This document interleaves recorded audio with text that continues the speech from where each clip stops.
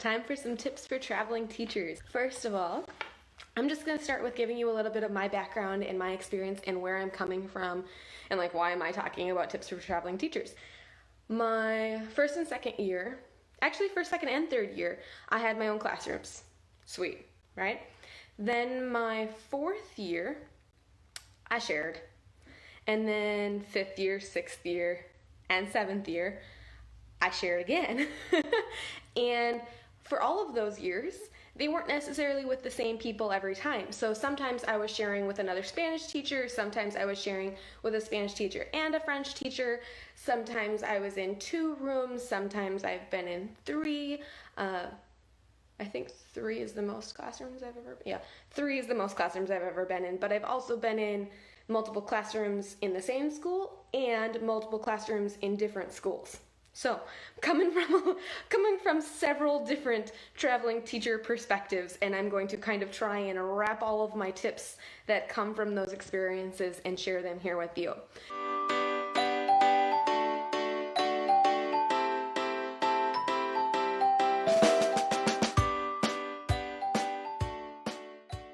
I wanted to organize it into chunks as we were thinking about how to survive as a traveling teacher, right? Because I think the first thing that happens to many people is they hear like they're losing their classroom or that they're, getting put on a cart or whatever, and it's like, the end of the world. And it doesn't have to be. It really doesn't have to be. I don't think traveling teaching is really all that different than teaching.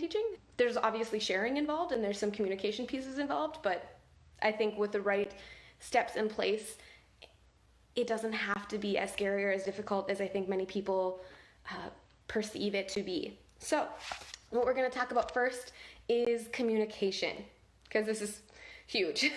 You're going to be in other people's space, but I also want to encourage you to think about it as your space too. I think so many times traveling teachers come in and they're like, okay, I'm sharing this classroom. Hi, thanks for letting me be in your room. No, you're sharing, like, it's your room too now. Like, you might be the one traveling, but just because you're traveling doesn't mean you don't have a classroom. It means you have 2 classrooms or 3 classrooms or 9 classrooms. Just because you're moving from room to room doesn't mean those aren't your rooms. Okay? Huge mindset piece for you to remember. Just because you're not in there 100% of the day doesn't mean that it's not your room. Okay? You need to talk with the people that you're sharing with and come up with how you guys are going to share this space. Okay?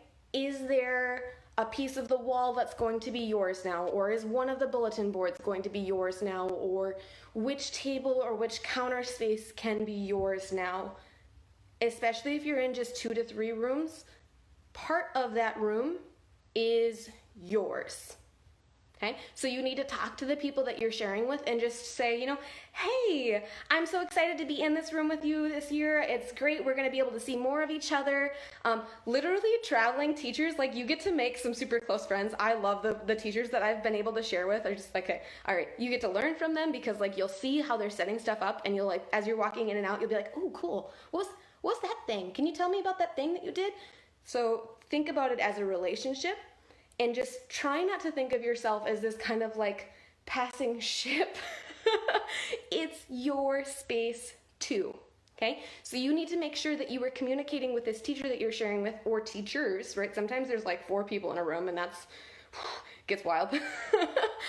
But talk about what part of the space is yours. So what part of the walls are for you, or what part of the counter is for you? Are you guys going to be sharing the desk, or do you need 2 desks set up because, they have been kind of like in this room for so long that their desk space is kind of like their space? That's fine. That's cool. Get me a table in the back. And you're like, whatever. Just make it clear that you should have a space to be working and that some of the wall space should be for you too. Okay? If you're a person who's in 9 rooms, we're going to talk a little bit more about posters and things like that later on. But I just really, really want to encourage you that you need to think about the room, not just like as a visitor, but it's your room too. Okay?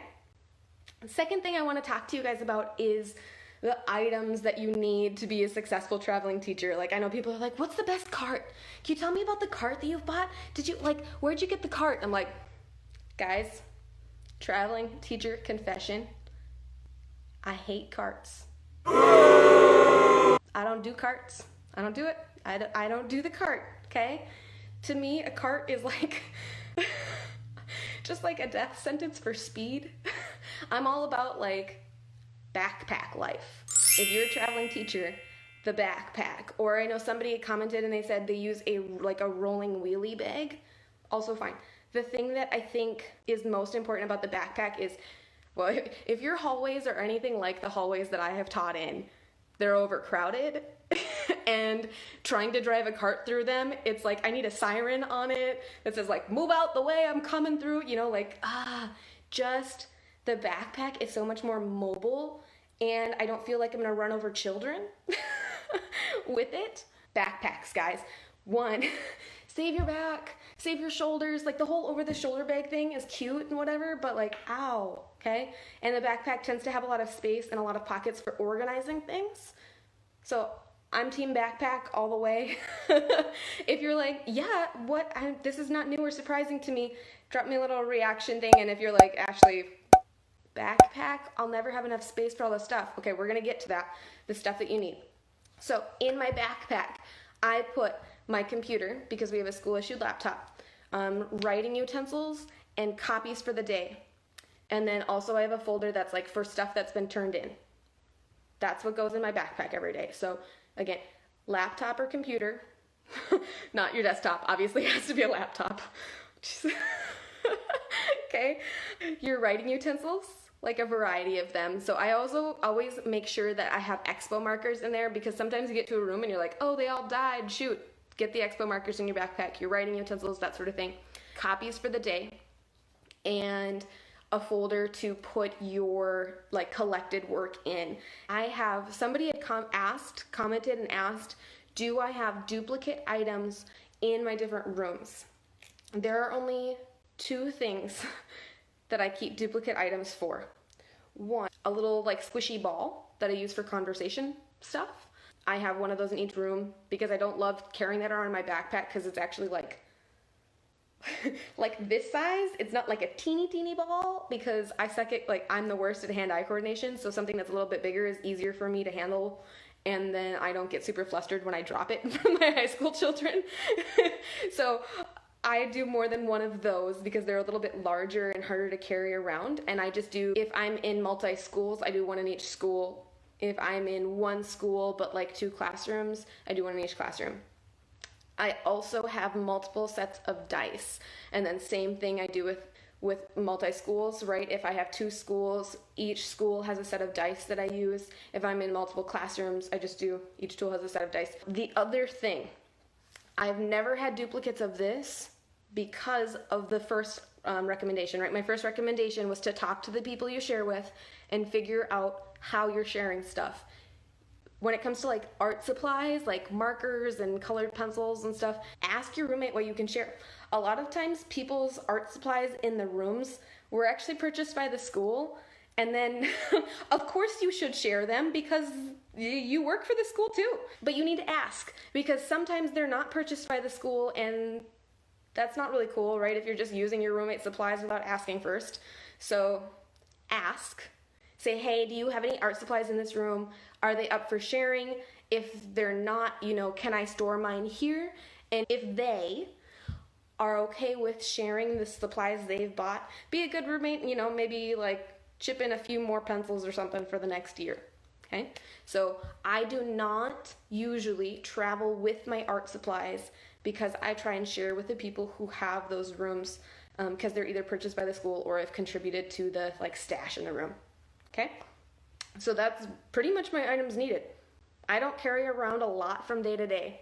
Computer, writing utensils, copies for the day, turning in stuff. That's it. There are a few days where I have like a few more copies, like if I do stations, but my station system is so streamlined now that even traveling, I'll just like, here's my little folder of stations, boom, boom, boom, boom, done. Okay, so really, really, really reduce the things that you're bringing around from classroom to classroom, and communicating with those people is going to make a big difference. We're going to talk about your setup, both like the physical classroom environment and how you like set up the transitions as you're coming into the room, because I know a couple people were like, what do you do when the students are there first? Okay, we're going to talk about that. The first thing is back to this whole communication piece again, right? Remember, you talked to your roommate and you figured out like, hey, can I have this corner of wall or whatever?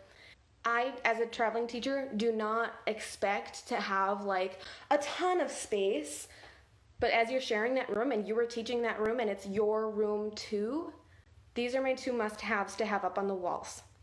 Your question word posters and your high frequency verb posters. And if you're like, I don't know what either of those things are, I have a blog post on must-have visuals, and I talk a little bit about them there, so go check that out, okay? But those are my two like must-haves. And I know some people are like, okay, when I travel, I like to get there really fast and then I put them up on the magnet board and that sort of thing, and that works.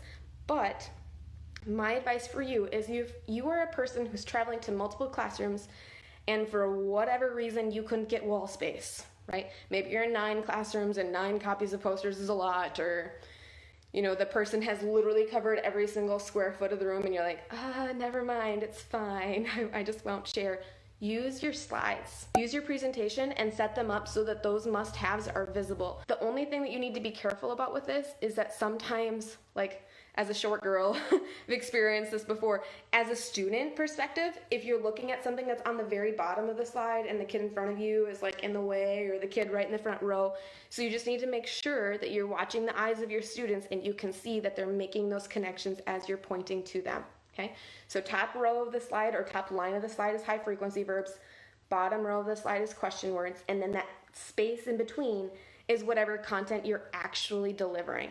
Okay, so building that into your slides is a huge stress relief, because then you're not like, oh, running, okay, poster, okay, now I've got these posters hanging up, okay, time for class to start and I'm out of breath, like, okay, just build it into your slide, build it into your visuals so that they're always there.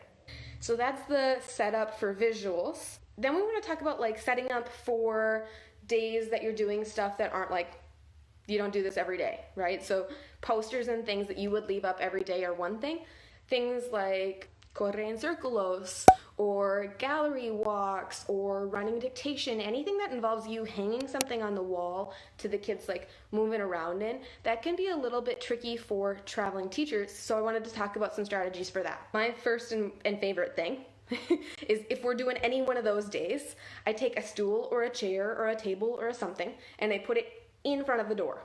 Like if this is the door that the kids have to come in, stool goes here, like right in the middle, with tape and the papers, and I'm just like, cool, thanks for helping me, guys, thanks for helping me. As they're walking in, I'm like, hey guys, thanks for helping, thanks.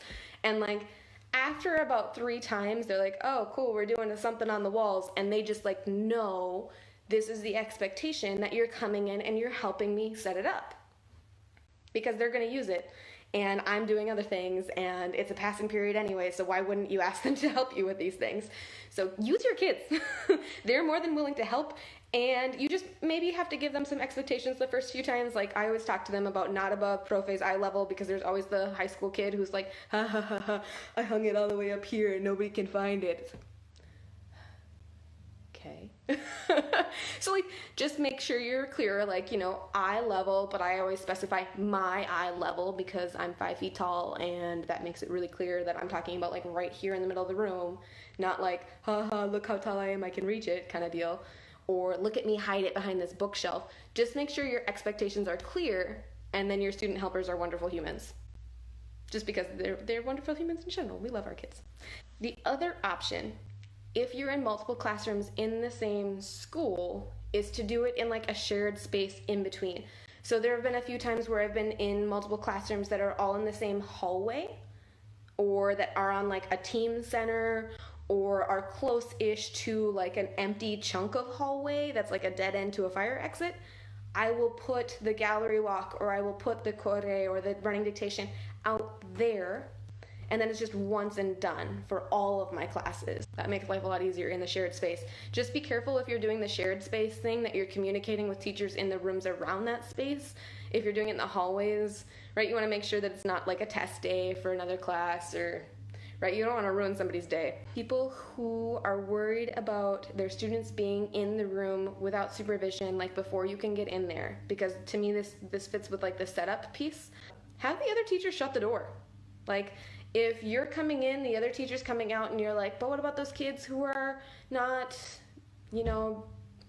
being taken care of at that time? Or like, I have a class and they really need me there to set the tone. Okay, just say, hey, teacher buddy, because we have this relationship, because I've been working on this communication with you, because we're sharing this space all year, would you mind just making sure that you shut the door in between so that the students don't come in? And like, if you need to, you can ask them to keep the door locked. I don't know what your schools are like. We're pretty much always in soft lockdown, which means I just leave my door locked at all times, which is annoying for kids going to the bathroom, but like, I feel safer. So, so if you're not like that and you're worried about your kids still just going in, just ask the teacher to lock the door, okay? And then when you get there, you can open the door. I don't love that because sometimes it makes it harder to do like the whole kids want to put their stuff down and go to the bathroom in passing period, whatever. If this is how you want to manage your students and this is how you want to help set the tone for your classroom, do it, right? You are, I'm going to be like, la reina de la clase, right? This is me in my crown. I am the queen of my classroom, and if this is how I want to do things, this is how it's going to be done. Okay, so when you're talking about setting the tone and things like that, shut the door, don't let them in until, or let them be in and just make it very clear that, you need to not be dumb. Well, there's not an adult in the room. So your kids, you make the call as to which one is something you're more comfortable with. But those are kind of your two options for that. Last piece of things that I wanted to talk with you, and from my questions that are jotted down, but again, if you have any questions while we're kind of talking about things, feel free to drop them in here and I'll come back and respond to you in the comments. Last piece is organization, because that is the biggest piece for traveling teachers, honestly, other than communication. I feel you're probably like, Ashley, we get it. We have to talk to the people we share with. And I'm like, no, really, talk to the people you share with. But okay, so organization. I do daily folders for copies. They're not pretty, they're not cute. It's literally like a file in my office, and it's Monday, Tuesday, Wednesday, Thursday, Friday, and like later. Because every now and then I'm really on top of my game and I have stuff copied out past a week. So daily folders for copies. Each morning I come to school, open my file, open the Monday, take out the copies for the day, and I put them in my backpack. Then I close the file. Okay, that's how I know I have all the stuff I need for the day. When I'm doing like traveling stuff between multiple classes, I make and keep copies at my first stop in the morning. Okay, I don't like to make copies at my second stop, like my multiple schools, because then I have to make sure I get them back and get them organized and get them filed. It's fine, I can do that and just put them in my backpack and take them home and then bring them to the other school the other night, and I've done that before when it's like, oh shoot, I need those for tomorrow. That happens, but I like to just have them in my file folder so I can take them out each day. The other thing, write everything down, or if you use a digital planner, type it all down. You need to be organized when it comes to meetings and events and things like that. But also, please do not feel like you can't ask for help. Okay? This comes back to the people you're sharing with, or people who are in your office, or just a person in the copy room. If you're like, I think there was maybe an email about something, but I might have missed it, just ask. Okay? If you're in a lot of schools, or if you're even in more than one school, there's a lot going on, and there is no harm in being the person who's like, hey, I'm kind of not sure. That's okay. That's okay. I would rather you ask, and so would they, right? They would rather you ask than just do it wrong, or not take your kids to the assembly, or, miss the fact that they changed the bell schedule for the 16th time because there's some sort of testing or something going on. Just ask if you don't know what's going on, okay? The other piece of this, if you get an email and you're like, I don't know what this is talking about, or I feel like this isn't super clear, don't be afraid to just respond to those emails and be like, did I miss a previous email? Could you tell me some more about this? Or like, hey, could you tell me which school this is for? I got an email once that was talking about a schedule change for a school for that day. Like, hey, we're doing a drill, so we're going to blah, blah, blah. And I was like, okay, sweet. What school are you at? Could you tell me? Turns out that was one of the admin for that school. Yay. I felt so dumb. Because I literally responded to one of my principals being like, hi, I don't know what school you're at. I get a lot of emails and your signature doesn't tell me which school you're talking about and your email didn't tell me which school you're talking about. So would you mind telling me which school is having a fire drill right now? And he was like, oh, yeah, sure, this school. And I'm like, sweet. So, one, I learned which school was having a fire drill, and yes, it did affect me, so it was a really good thing that I asked. Two, though, I think it maybe helped that principal realize that there are multiple teachers who are coming in and out of his building all the time, and that he needs to clarify for people like, hey, new to the district, don't know who you are, I've never met you in person, I come in and out of your building every single day, but just make sure that you're being super transparent in your communication to your staff. That can, it might be helping more than just you. There's probably multiple traveling teachers who are like, whew, gosh, so just something to consider. Okay, so the big things that we talked about are talking to your roommates or roommate, right? Develop a relationship with the people or person that you are sharing a room with, okay? Reducing the stuff that you are carrying around all day. So think minimalism. I like a backpack, so writing utensils, my copies for the day, and my computer. That's it. When you're talking about setting up, use the students to help you and put the visuals that you need either on your slides so that they're always there in every class period, or you just have your must-haves up in that shared space. Okay? Last piece is that organization piece. Just make sure that you're asking if there's anything that you're confused about, writing down stuff as you can. Admittedly, I was terrible at email last year. So bad at email. And I feel like all the time I was like, hey friends, what's happening today? But you know what? Departments are awesome. People that you work with are awesome. They don't want you to sit and crash and burn. So take the time.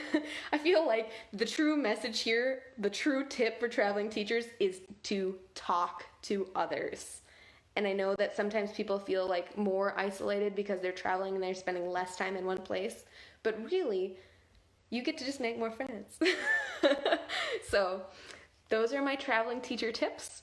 I really, really hope those are helpful for you. By all means, if you have any other questions or if you're like, what are you talking about that wasn't, that didn't make sense, feel free to drop me a comment and I will come and get back to you and help you out with everything that I can. So have a good rest of your day.